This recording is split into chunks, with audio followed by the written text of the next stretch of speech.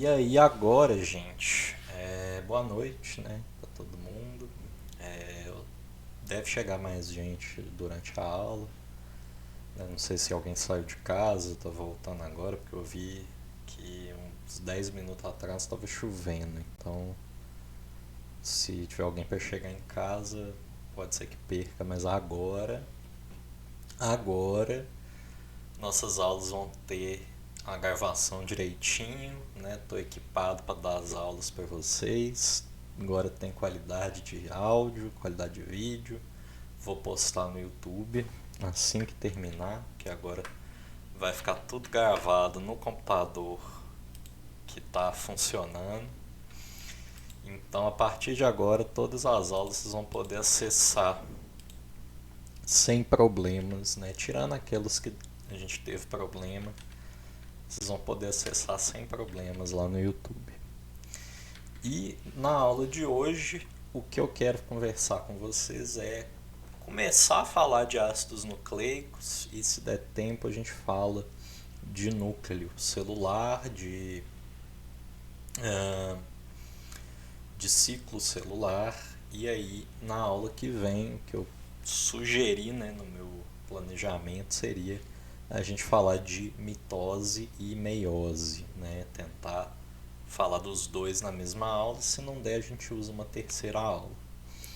Mas estamos tranquilos, né? Estamos quase terminando o conteúdo previsto.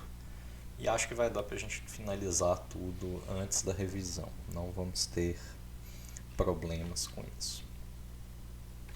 Então vamos falar de ácido nucleico, né? Eu acredito que eu já falei um pouco disso quando a gente viu genética, mas como o cronograma que estava elaborado pelo Lucas Guilherme, ele colocava o conteúdo de genética antes desse conteúdo de bioquímica, eu dando a aula me senti um pouco inseguro dessa parte, porque para mim faz mais sentido a gente ver a parte bioquímica primeiro, para depois a gente falar de genética, depois a gente falar de como que o DNA é herdado e tudo mais. Mas eu segui o cronograma que estava elaborado, né? E aí agora a gente vai conseguir talvez tirar várias dúvidas de como é que o DNA funciona, como que ele está organizado, entender o que é mitose, o que é meiose, qual que é o papel delas na produção de gametas, né? E aí a gente vai poder conversar melhor sobre isso. Então, a primeira pergunta que a gente se faz ao falar de ácido nucleico é o que é essa molécula, né? Que diabo é um ácido nucleico? E ácido nucleico é uma denominação genérica, na verdade, para uma classe de polímeros que são compostos pela ligação em cadeia de nucleotídeos, que são os monômeros, né? Polímero é aquilo que é composto por vários monômeros, né? Aquela molécula química feita por estruturas repetitivas. E esses nucleotídeos são monômeros compostos por fosfato, pentose e uma base nitrogenada. Então está aqui a fórmula básica para a gente entender o que é o nucleotídeo, né? Que vai ser o monômero que compõe o ácido nucleico. Então, o fosfato é aquele fosfato químico mesmo que vocês conhecem, o agrupamento PO3-, né? Esse é o fosfato. A pentose é um açúcar, é um tipo de carboidrato de 5 carbonos, né? A gente tem pentoses, a gente tem trioses, a gente tem hexoses, né? Ou exoses, e a pentose é um açúcar de 5 carbonos. Essa pentose pode variar dependendo do tipo de ácido nucleico. Nós temos basicamente dois tipos de ácido nucleico na natureza. O primeiro é o DNA, que é bem famoso, talvez vocês já tenham ouvido falar, e o segundo é o RNA, que é o ácido ribonucleico, que também é bem famoso. Não são os únicos, tá? Existe ácido nucleico sintético, né, um químico consegue sintetizar ácido nucleico em laboratório com ligações diferentes, propriedades diferentes. Mas na natureza tem basicamente esses dois. E a gente tem a base nitrogenada, que é o que vai dar a cara ali do nucleotídeo, né? Além da pentose, que pode variar é a base nitrogenada. A gente vai ver tudo isso na aula de hoje. E aí, que tipo de ácido nucleico que existe, né? Eu já dei spoiler. A gente tem DNA e a gente tem RNA. Qual a diferença entre os dois? Primeiramente, está aqui na pentose. O RNA é composto por ribose e o DNA é composto por desoxirribose. Mas, professor, qual que é a diferença? Olha só.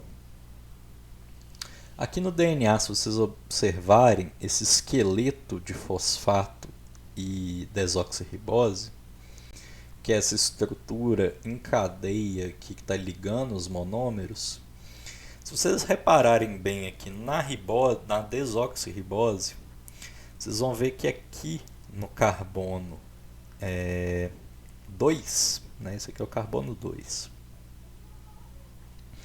ele não tem nenhum oxigênio, não tem oxigênio ligado aqui. E se vocês repararem no RNA, aqui a ribose tem esse OH. Esse O aqui, ribose. Sem o oxigênio, desoxi. Né? Desoxi quer dizer sem oxigênio. Boa noite, Larissa. E aí, isso é uma das diferenças, não é a única.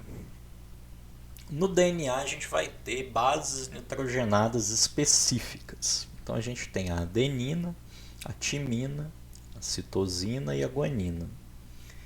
E no RNA a gente vai ter a citosina, a guanina, a adenina e no lugar da timina a gente tem a uracila, ok? Basicamente essas são as diferenças químicas entre os dois tipos de ácido nucleico que existem. Boa noite, Maria, tudo bem? E aí, obviamente essas diferenças químicas vão se traduzir em diferenças de propriedades, diferenças de função. Mas o que a gente sabe hoje é que, na maioria das vezes, o DNA vai se apresentar como uma dupla fita, ou seja, você tem uma molécula ligada aqui em cadeia de DNA e aqui você tem outra molécula, ok? Aqui no meio, onde tem esse pontilhadinho, a gente tem uma divisão nessa dupla hélice, né? Nessas fitas que são complementares. E aí, essas bases nitrogenadas no DNA, elas se interagem, né? Elas se ligam por ligações de hidrogênio, que são interações intermoleculares relativamente fortes, que permitem a essa molécula ter aquela estrutura tridimensional em formato de hélice que aparece em qualquer série, qualquer filme que fala de DNA. Boa noite, Raquel. E o RNA, na maioria das vezes, fita simples, mas existe RNA fita dupla. A gente vai pincelar um pouquinho isso na aula de hoje. O fosfato continua o mesmo, não muda, ok? E o fosfato vai ser uma das coisas importantes no DNA por conferir carga, né? Ele tem carga negativa, e por conferir acidez, né? Isso aqui é o que confere a propriedade ácido, né? Por isso que a gente chama de ácido nucleico.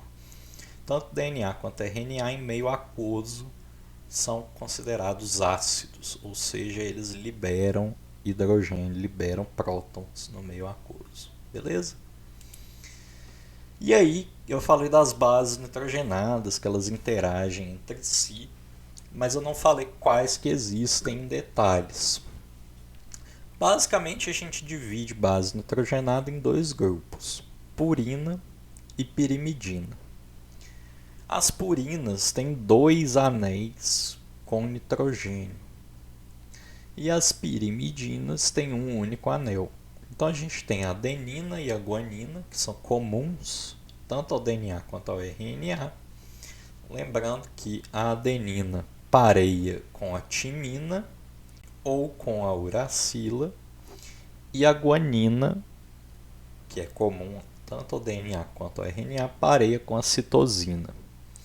Daqui a gente tem uma regra importante que um pesquisador descobriu, que o nome dele era Chargaff, que é o seguinte: a proporção de adenina, né, a quantidade de adenina no genoma de qualquer organismo sempre vai ser igual à proporção de timina ou de uracila, porque são bases complementares. Né, se eu estiver falando de RNA, vai ser uracila. Se eu estiver falando de DNA, vai ser a timina. Experimentalmente, você pode encontrar uma diferença pequena. É muito comum ter questão de vestibular que mostra a adenina compõe 29% do genoma de um organismo e a timina compõe 27%. Isso é uma variação aceitável, né? A gente sabe que o pareamento nem sempre é perfeitinho, nem sempre ele vai ser 100%, e quando você mede a quantidade de base em laboratório, isso pode dar uma divergência, né? A medida nunca é perfeita. Mas a gente sabe então que a adenina e timina vão ter quantidades iguais no genoma, e a guanina e a citosina também vão ter quantidades iguais. Então, a diferença entre a desoxirribose e a ribose, eu comentei com vocês, está aqui no carbono 2, né, o 2'. Na desoxirribose, esse carbono está ligado a um hidrogênio apenas, e na ribose está ligado a um OH, né, uma hidroxila. Então, daí que a gente fala em desoxirribose, a ribose sem o oxigênio, beleza? E aí, como é que esses ácidos nucleicos são sintetizados? Primeiramente, como em qualquer polímero, qualquer molécula orgânica que a gente estudou, a síntese sempre vai ser por desidratação. Sempre, sempre, sempre vai sair uma água. Ué, mas de onde é que vai sair essa água? Olha, vai ligar aqui o fosfato a um carbono 3 no caso. Normalmente esse fosfato está ligado a hidrogênio, esse O aqui está ligado a hidrogênio, e aqui tem um OH. Então sai o hidrogênio, sai esse OH, e aí você tem a saída de água e você tem a formação de uma ligação fosfodiéster, que é o nome dessa ligação. Por que fosfodiéster? Vamos lá para a química orgânica. Fosfo porque tem fosfato. Diéster porque tem 2 ésteres, né? Aqui é um grupo éster e aqui é outro grupo éster. Entre os nucleotídeos fica essa ligação, que vai formar a cadeia dos nucleotídeos, dos ácidos nucleicos, né? Um nucleotídeo ligado no outro, formando uma fita, aqui nesse caso de DNA, mas poderia ser uma fita de RNA.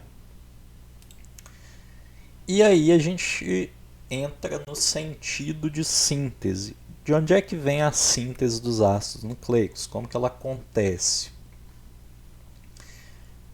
Como eu falei, eles são sintetizados nessa ligação, nessa reação, que vai fazer a ligação fosfodiéster. Né? Aqui nesse esqueminha, a bolinha amarela é o grupo fosfato, e está aqui representando no meio, né, a ligação fosfodiéster. Essa ligação acontece entre um carbono 3' e um carbono 5'. Como é que você conta esses carbonos? basicamente daqui, ó, sempre da direita para a esquerda. 1, 2, 3, 4, 5. O quinto carbono está aqui. Ó, 1, 2, 3, 4, 5. E aí a gente diz que o sentido de síntese é de 5' para 3'. As enzimas que sintetizam ácidos nucleicos só fazem isso nesse sentido, do carbono 5' para o carbono 3'. Ou seja, essa molécula aqui cresceu, ela foi sintetizada daqui para cá e não daqui para cá. Lembrem-se disso, isso é importante. O sentido de síntese do DNA, do RNA, é sempre de 5' para 3'. É uma molécula que tem sentido, ela tem uma direção diferente, né? Se você olhar a molécula de trás para frente, você vai olhar errado. E aí no caso do DNA, você vai ter aqui 5' para 3', e a outra fita de DNA que vai parear com ela, 5' vai estar aqui e 3' vai estar aqui. Isso é uma denominação que a gente chama de antiparalelas, ou seja, as fitas são complementares, mas elas são antiparalelas, né? Elas estão como se uma tivesse ao contrário da outra, tivesse sido invertida assim, ok? Então aqui tem um quadro para ajudar vocês com as diferenças gerais entre o DNA e o RNA. É um resumão. O DNA tem como pentose a desoxirribose e o RNA a ribose. As bases púricas do DNA são iguais às do RNA, adenina e guanina. E as pirimídicas muda, que no DNA ele tem a timina e o RNA tem a uracila. A citosina é comum entre os dois. Geralmente o DNA se apresenta em duas cadeias, ou seja, são duas moléculas diferentes que interagem e formam aquela estrutura helicoidal, e o RNA geralmente tem uma única cadeia. A enzima que é hidrolítica, ou seja, que quebra por hidrólise, usando a água, essa água entra no lugar da ligação fósforo-diéster e separa os nucleotídeos que estavam juntos ali ao fosfato. A enzima que faz isso no DNA é a DNase e no RNA é a RNase, ok? A origem do DNA se dá na replicação. O DNA é uma molécula que é capaz de se replicar. Uma enzima vai ler o que tem no DNA e vai produzir mais DNA a partir dessa leitura, dessa cópia do que está ali, né? Esse processo a gente chama de replicação. E a transcrição é o processo que vai produzir o RNA de maneira geral na célula. Ou seja, você vai ter um DNA que codifica o RNA, ele codifica a sequência de nucleotídeos do RNA. Vai ter uma enzima que vai sintetizar esse RNA, que é a RNA polimerase, a partir do DNA. E a esse processo a gente chama de transcrição.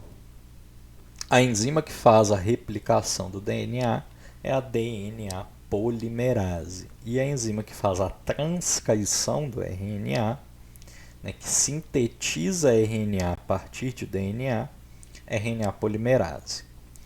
O DNA tem como função servir de informação genética, né? Ele é o local físico de armazenamento da informação genética.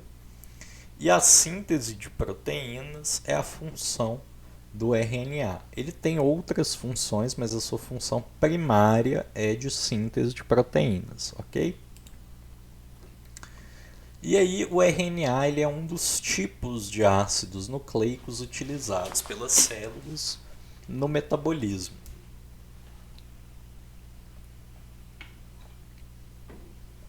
Geralmente ele só vai se apresentar em fita simples, mas fita dupla também existe.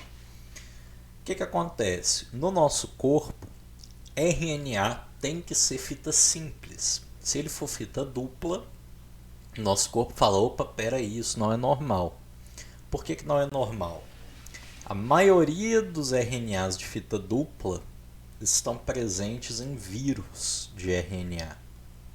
E aí, nosso organismo interpreta RNA fita dupla como uma infecção viral.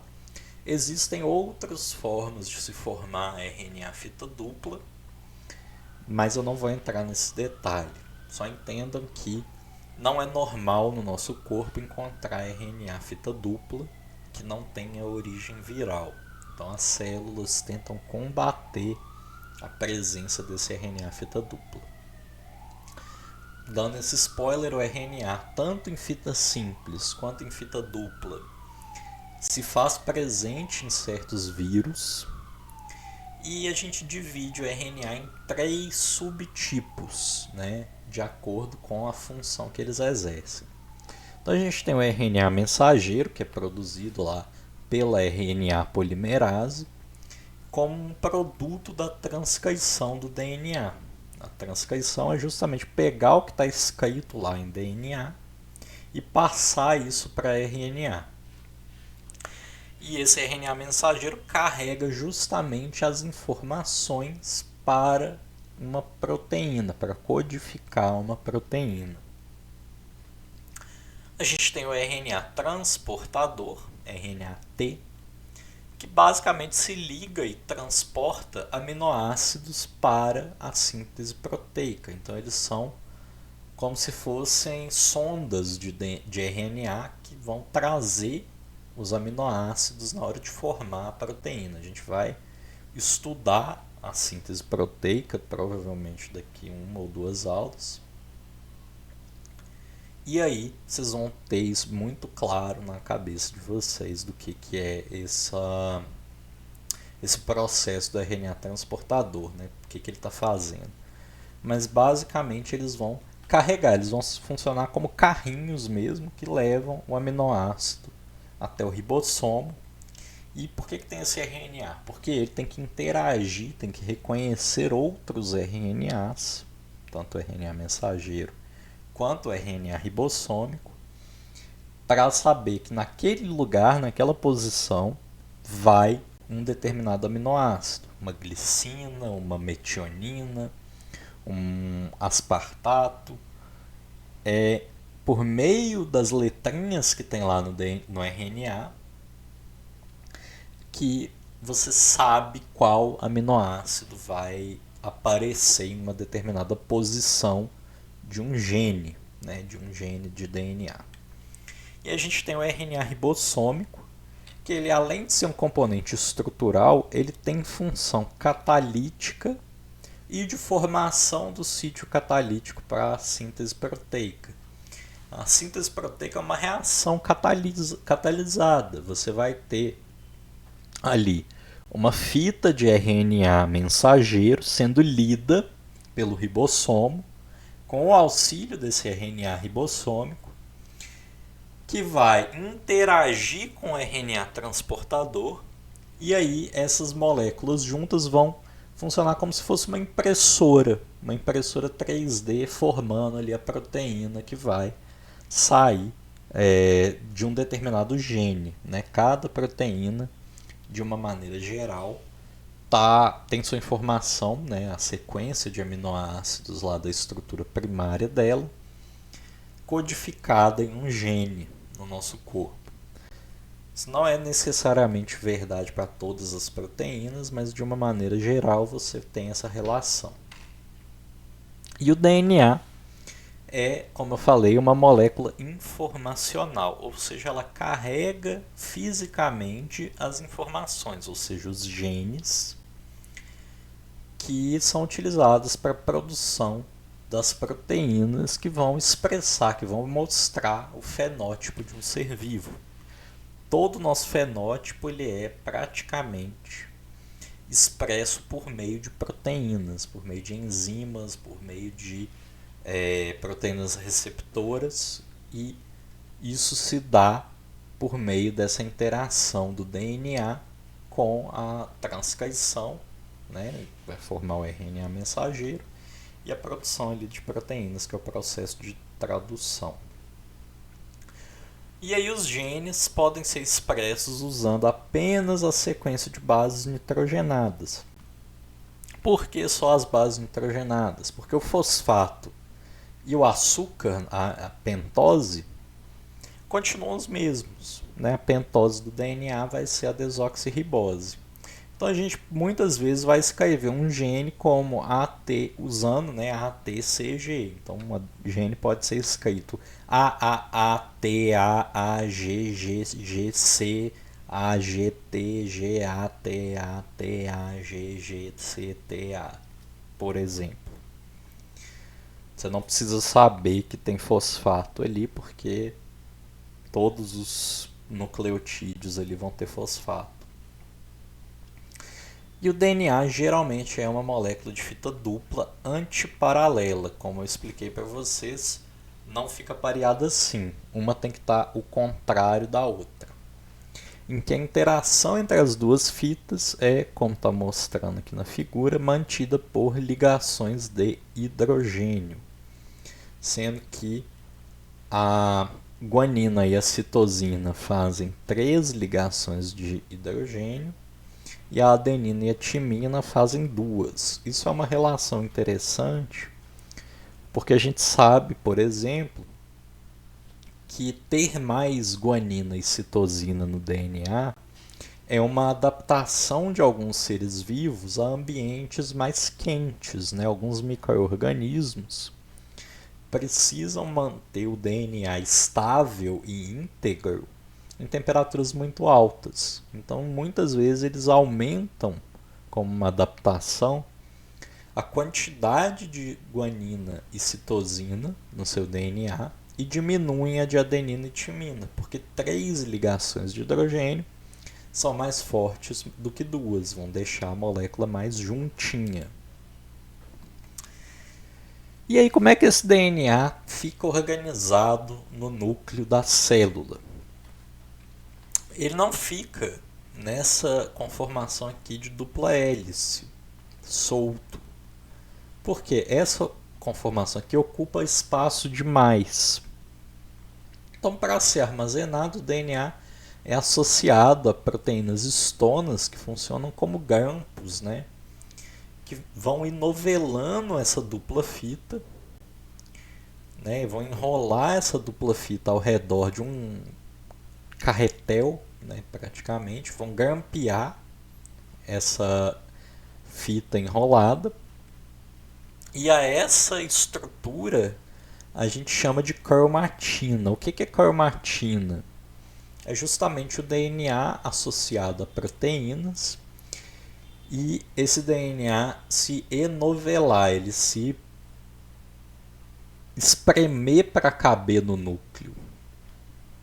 Cromatina quer dizer corpo, né? Ou corpo no sentido de um objeto, alguma coisa que você consegue ver com cor, né? Cromatina quer dizer isso, que é um corpo corado, que tem cor.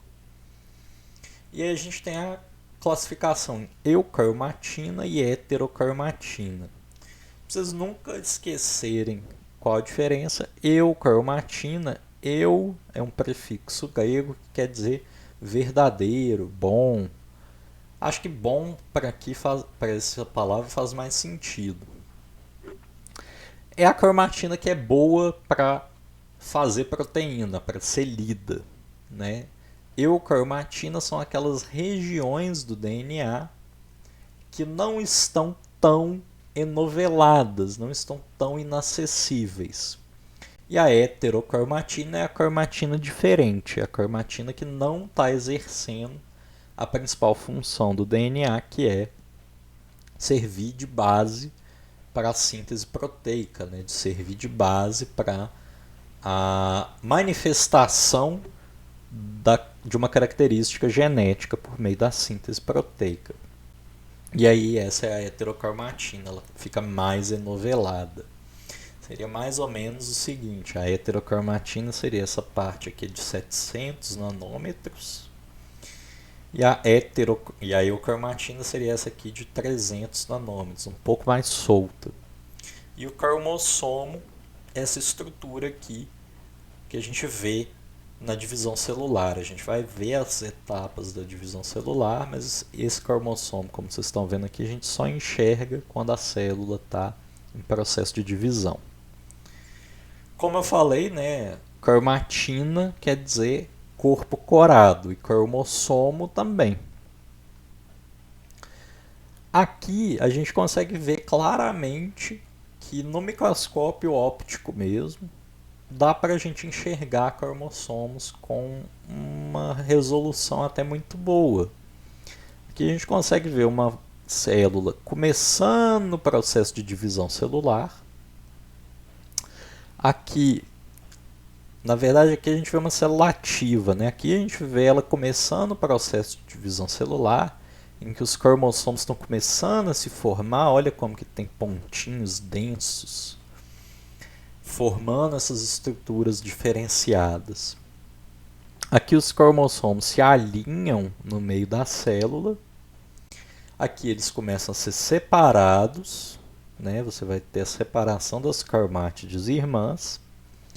E aqui você já tem a separação completa e começa a se formar duas células filhas novas.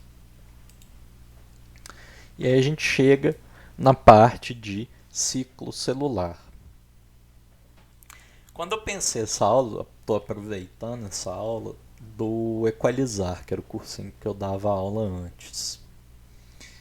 A gente espera, né? Eu espero de vocês que vocês consigam resumir para mim quais são as etapas do ciclo celular. E para isso a gente vai revisar um pouquinho dos conceitos que eu acabei de passar para vocês. A gente vai ver algumas questões. E junto dessas questões a gente vai acabar revisando o que a gente viu de ácido nucleico, beleza? Então a gente começa com a primeira questão da Universidade Estadual de Londrina. Células epiteliais de cobaia em diferentes fases do ciclo celular foram expostas durante alguns minutos à timidina radioativa, ou seja, um nucleotídeo de timidina marcado radioativamente.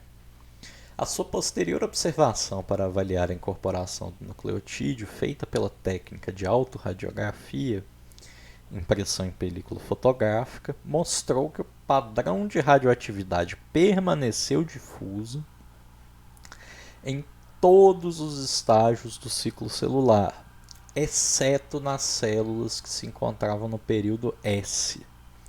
Nestas, a radioatividade concentrou-se no núcleo. A figura a seguir representa esquematicamente os resultados obtidos na experiência. Para resumir aqui, a gente está vendo o ciclo celular nessa figura. A gente tem 4 fases: G1, G2, S e M. O ciclo ele anda assim, de G1 para S, para G2 para M. G1 e G2 são espaços, são intervalos entre os dois momentos mais importantes na vida de uma célula. A fase S, que é quando ela sintetiza DNA novo, quando ela faz a replicação do DNA, e a fase M, que é quando ela se divide. E aí, o que eles viram é que o padrão de radioatividade ele era difuso. A radioatividade estava espalhada na célula inteira em todas as etapas do ciclo, menos na fase S, no período de síntese de DNA, que a radioatividade estava concentrada aqui, ó, no núcleo. Com base na figura, se na experiência apresentada fosse utilizado o nucleotídeo de adenina radioativa em vez de timidina radioativa, os resultados não seriam conclusivos porque o nucleotídeo D, aí aqui tem as alternativas. Timina é comum ao DNA e RNA, adenina existe apenas no DNA, Adenina existe apenas no RNA, adenina é comum ao DNA e RNA, ou timina é complementar de uracila. E aí, qual a resposta?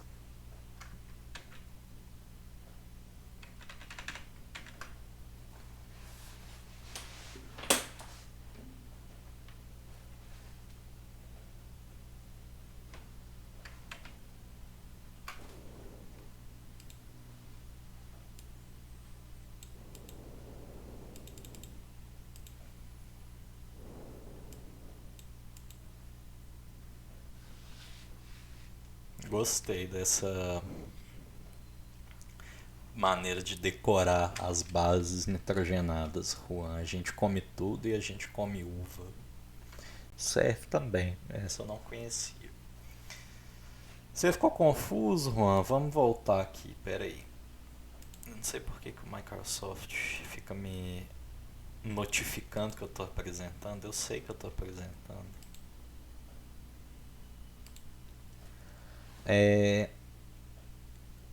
Vamos pensar o seguinte. Eles marcaram a timidina, que está no nucleotídeo de timina. Vamos voltar lá na diferença dos dois. As bases pirimídicas do DNA são citosina e timina. E as bases pirimídicas do RNA são citosina e uracila.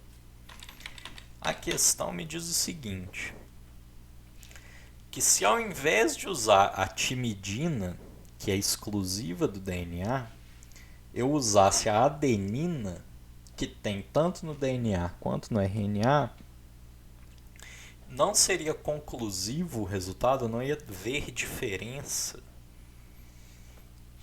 no padrão de espalhamento da timidina radioativa, da adenina radioativa, na verdade, porque ela está presente nos dois. A adenina é comum ao DNA e ao RNA.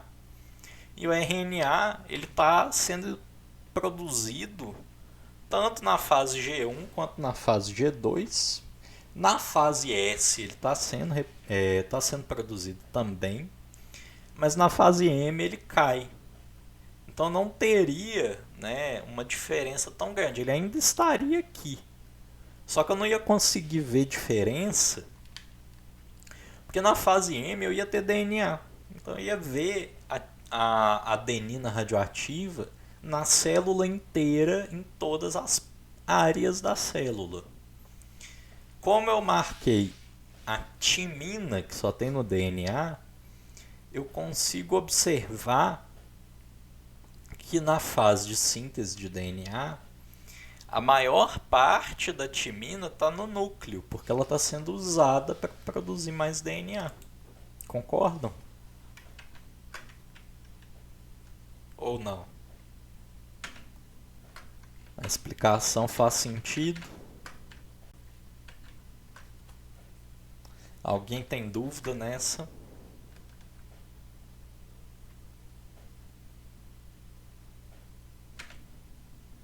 Beleza.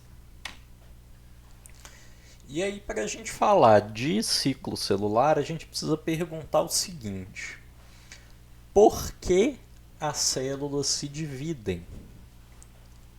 É uma pergunta meio filosófica, mas ela é válida.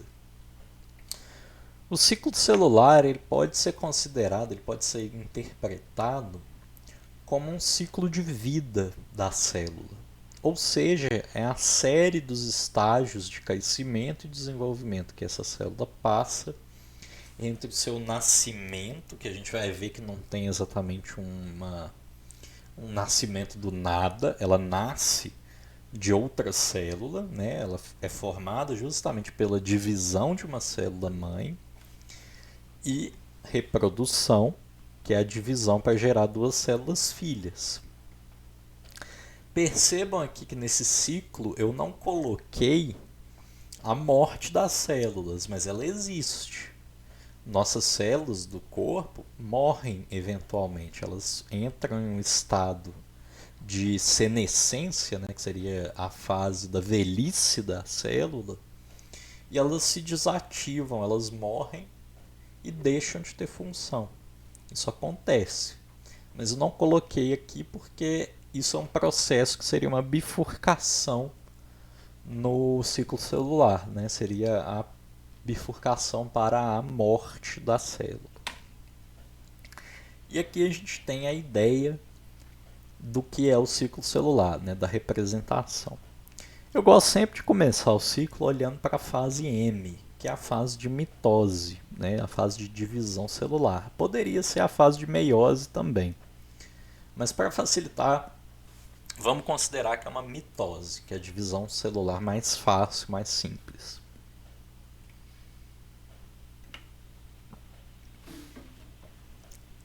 Aconteceu a divisão de uma célula. Ela formou duas células filhas. Vamos acompanhar o ciclo de vida dessa célula filha. Ela entra na fase G1. O nome da fase G vem do inglês gap. Gap é como se fosse um intervalo, um buraco, um intervalo de tempo entre as duas fases que são importantes, que são a fase M e a fase S. Quando a gente analisa o ciclo celular, que seria tipo os eventos mais importantes na vida da célula, né? O nascimento dela e, sei lá, a vida adulta dela, a S. A fase G1, na verdade, ela é muito importante, porque é quando a célula vai exercer as funções que ela tem que exercer. Então, é quando ela vai produzir as proteínas que ela precisa produzir, as enzimas, vai desempenhar a função dela. A fase S vem de síntese, que é quando a célula produz mais DNA para duplicar o seu material genético para se dividir. Né? Se ela vai dividir em duas, ela precisa duplicar o material genético dela. Do contrário, ela ia perder informação, ela ia perder material genético na divisão celular. Para manter a quantidade de DNA estável, você precisa duplicar esse material genético para depois se dividir por dois. Aí fica elas por elas. Né? A sua célula lá da pele que se dividiu, ela tem que ser igualzinha à célula que deu origem a essa célula da pele. Para ela ser igualzinha, ela não pode só pegar a quantidade de DNA e dividir por 2. Ela tem que dobrar a quantidade de DNA para separar em duas células iguais. E aí depois da fase S, a gente tem a fase G2, que é o gap 2, que está entre a fase S e a fase M. Na fase G2, o que acontece é que a célula vai passar por vários procedimentos de checagem para ver se essa fase S foi bem executada, se ela está com condições de dividir, se o DNA dela está íntegro. Aqui é onde ela vai decidir quem ela vai ser. Né? Vai ser quando ela já amadureceu completamente. Então ela vai checar para saber se ela está pronta para o passo mais importante da vida dela, que é se dividir em duas células filhas, num evento de mitose, de divisão mitótica. Se tiver tudo errado, se o DNA dela estiver fragmentado, se ela não estiver em uma boa condição, pode acontecer de aqui em G2 ela optar por morrer, por ir para um processo que a gente chama de apoptose, que é a morte celular programada. Mas se tudo der certo, depois que ela fizer essas checagens, ela vai para a fase M. E se vocês repararam bem, a gente tem aqui essa divisão em I e em M. M é o processo de divisão celular, vou dizer aqui que é o processo de divisão mitótico, que produz duas células filhas idênticas à célula mãe. I é a fase em que a célula passa mais tempo da sua vida, que é a intérfase. A gente vai ver a mitose na aula que vem, mas a intérfase é a fase em que mais a célula passa tempo, mais ela gasta tempo desempenhando suas funções. Aqui a gente já acaba com uma concepção errada que muitas vezes a gente cria, de que a síntese, a duplicação do material genético acontece durante a mitose. Ela não acontece, ela acontece na fase S, na intérfase. Depois que a célula entra na divisão celular, ela já está com o material genético duplicado, ela já está prontinha para debutar nessa divisão celular, para ela fazer a divisão com maestria, conseguir fazer tudo direitinho. E aqui também, talvez vocês estejam se perguntando o que é esse G0.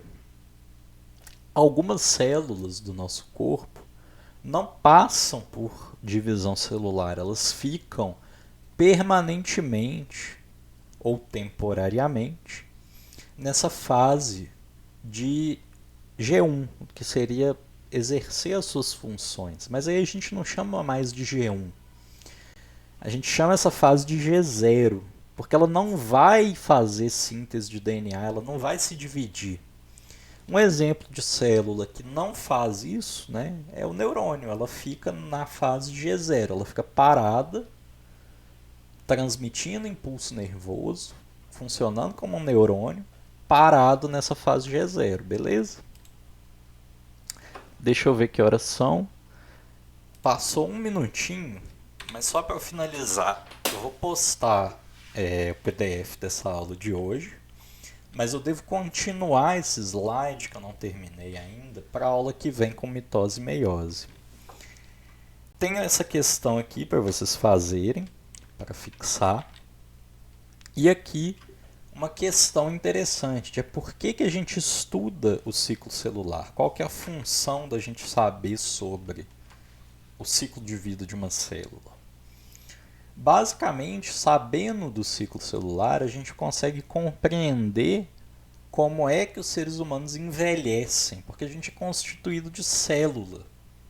Como é que essas células se dividem, como que elas envelhecem, como que a gente envelhece. E aí eu deixei esse vídeo aqui para vocês assistirem. Ele vale muito a pena, é um vídeo do Átila, que fala sobre o paradoxo de Peto, que é o seguinte: animais grandes tendem a ter mais células do que animais pequenos. As células de um camundongo, de uma baleia azul, têm mais ou menos o mesmo tamanho. Então a gente sabe que uma célula da baleia, né, a baleia azul, tem mais célula do que um camundongo. Só que o camundongo vive, sei lá, 6 meses, 1 ano, 2 anos, talvez, eu não sei agora de cabeça. E uma baleia azul pode viver aí de 100 anos para cima. E essa observação na natureza gerou esse questionamento, né? Porque isso é paradoxal. Se você tem mais células no corpo, seria esperado que você tivesse mais tumores, mais cânceres. E na verdade isso não é verdade.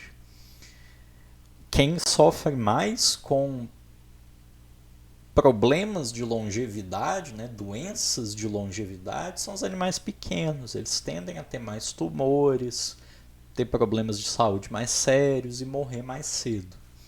Então esse vídeo vale muito a pena vocês assistirem, beleza? Deixa eu finalizar aqui a gravação.